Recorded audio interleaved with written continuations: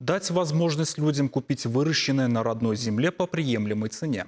Минувшую субботу во всех городах и районах республики по поручению главы Чувашии должны были стартовать весенние ярмарки выходного дня, где можно было бы купить продукцию чувашских сельхозтоваропроизводителей. Однако не во всех муниципалитетах задачу выполнили. В Маргаушском и Канашском районах, а также в Новочебоксарске весенние ярмарки работали не по всем заявленным адресам. А власти Мариинского посада, Марпосадского, Алатырского и Урумарского районов и вовсе не подготовили ни одной площадки. Хотя спрос на местные овощи, сыры и мед там всегда высокий. Чебоксарцам в этом плане повезло больше. В столице ярмарки выходного дня организовали на 3 площадках. Рядом с торговым центром Шупашкар, рынками Николаевский и Северный. Наша съемочная группа побывала на одной из них в новоюжном районе города и узнала цены на социально значимые товары. Купили муку, купили капусту и молочину. Понемногу или прям запасаете? Нет, понемногу. Запасаться не надо сейчас.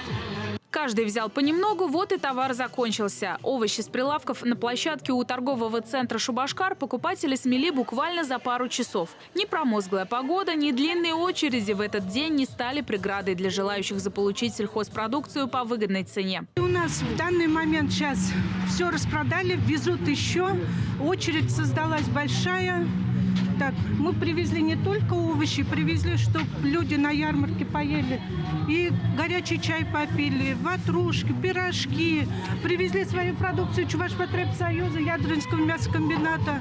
Привезли продукции Ишлейского райпо, напитки. По ценам как? По ценам я считаю, что цены приемлемы для покупателей. Сколько стоит капуста, лук? Капуста стоит 83 рубля, лук стоит 55, картошку мы продавали за 45. Это неудивительно, поскольку за ценами и качеством продукции на ярмарке следят отдельные люди, волонтеры проекта «Агроконтроль». О нарушениях сразу же сообщают в Минсельхоз Чувашии. Мы сегодня здесь с целью, чтобы проверить продукты, цены, завышают ли их или нет, проверить сроки годности, все ли в порядке, пока мы не выявили ни одного нарушения.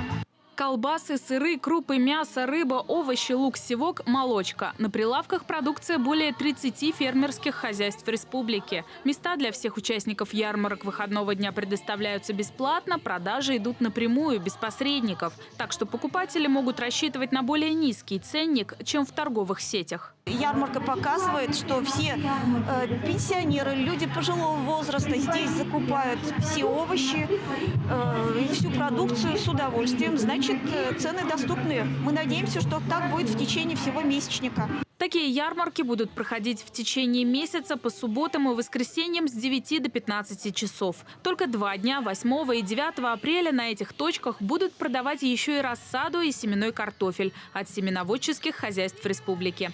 Пожилым людям волонтеры готовы помочь доставить тяжелые пакеты с покупками на дом. За 2 выходных дня на 39 открывшихся в регионе точках продали больше 50 тонн продукции. Причем около половины от цифры – это картофель. Екатерина Храмкина, Алиса Александрова, Михаил Солин. Вести, Чебоксары.